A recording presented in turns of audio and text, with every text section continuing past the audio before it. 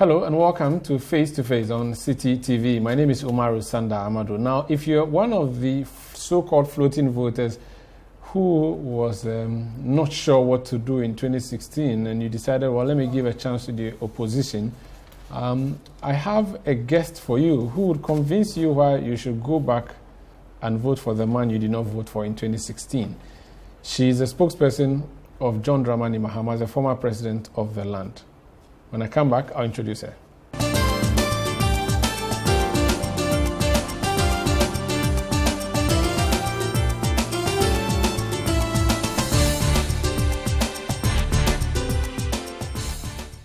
Joyce Bawa Mogtari served as Deputy Minister for Transport, but now, after the NDC was shipped into opposition, she is a spokesperson of the NDC flagbearer, John Mahama. Welcome to Face to Face. Thank you very much, Umaru. You look very refreshed for someone who is busy on the campaign trail. Have you taken some juice that would give you energy for the interview or something? Well, the journey has just started, and I can tell you are full of mischief. I don't know what you're talking about. It is a grace of God. You're looking good. A lot of exercise and just plain working hard. Yes.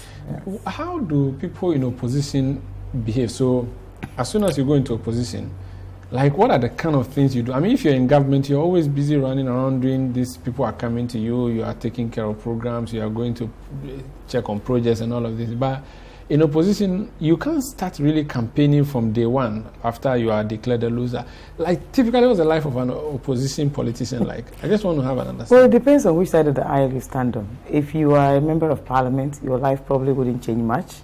If you are a former deputy minister, such as in my case, then certainly you need to make some adjustments.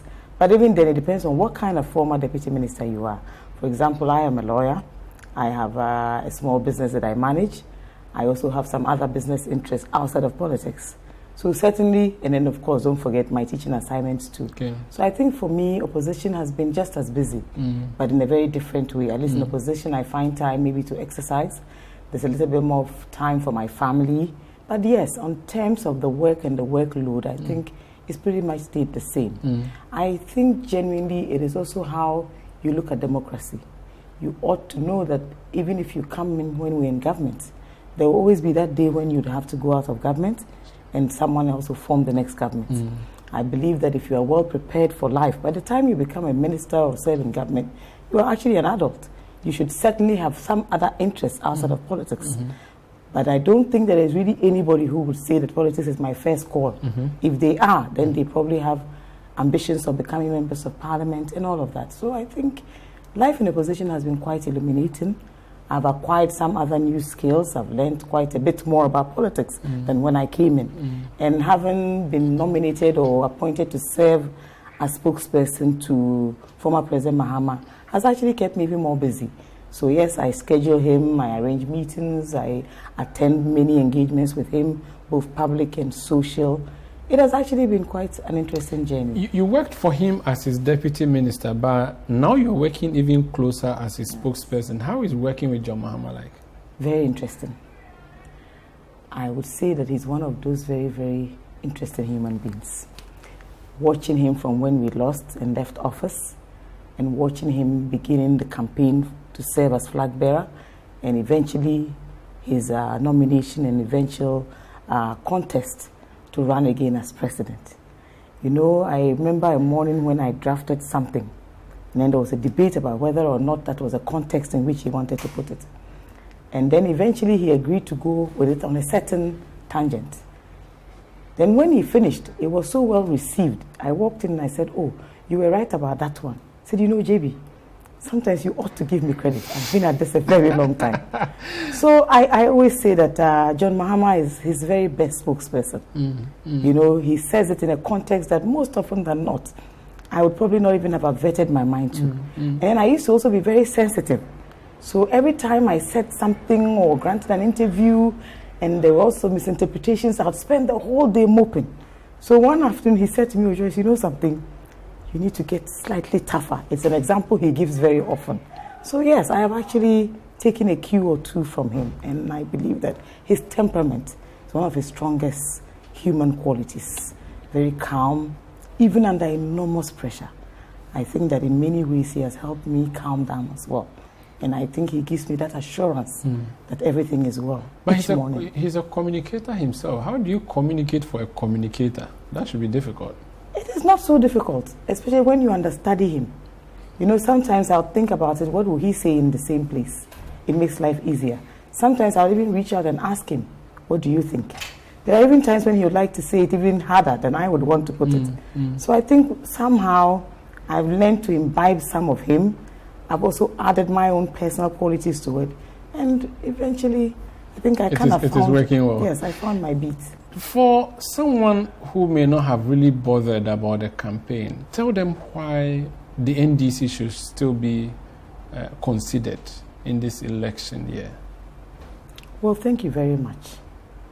As a member of the NDC, I have no doubt that the NDC represents, for many Ghanaians, the best option to serve the people.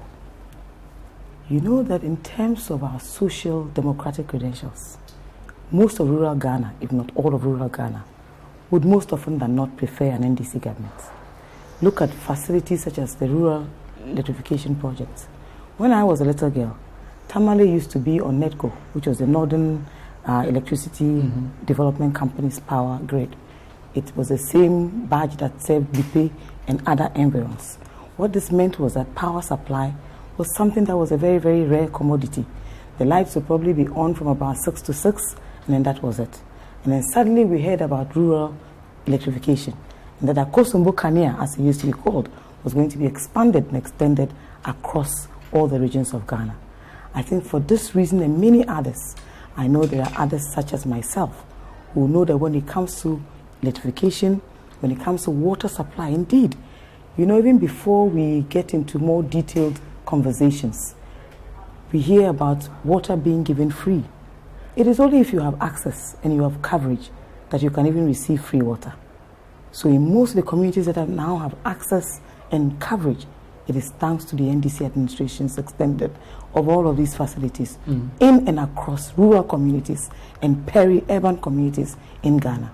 I believe that most of the public universities we have, since the days of Osajifo, Dr. Kwame Nkrumah, at least all the new ones that have come on stream, the University of Energy and Mines, the new university in the Eastern region, the university in the Volta region, which is the university for UHAS, are all constructed and developed by the National Democratic Congress. If you look at the largest reforms that we saw in education, they took place under the PNDC and of course the NDC. It is how the senior high school process was actually born. So certainly for these and many other reasons, I listened yesterday to President Mahama when he spoke to a group of professionals across the country. And he stated very categorically his vision and commitment to development of this country. He himself served as a rural member of parliament for 3 terms. He must have been doing something right. He takes health very seriously. He believes strongly that a healthy nation is indeed a wealthy nation. And don't forget that when you look at the SDG goals, health is one of the 9 most important things to the development of any country.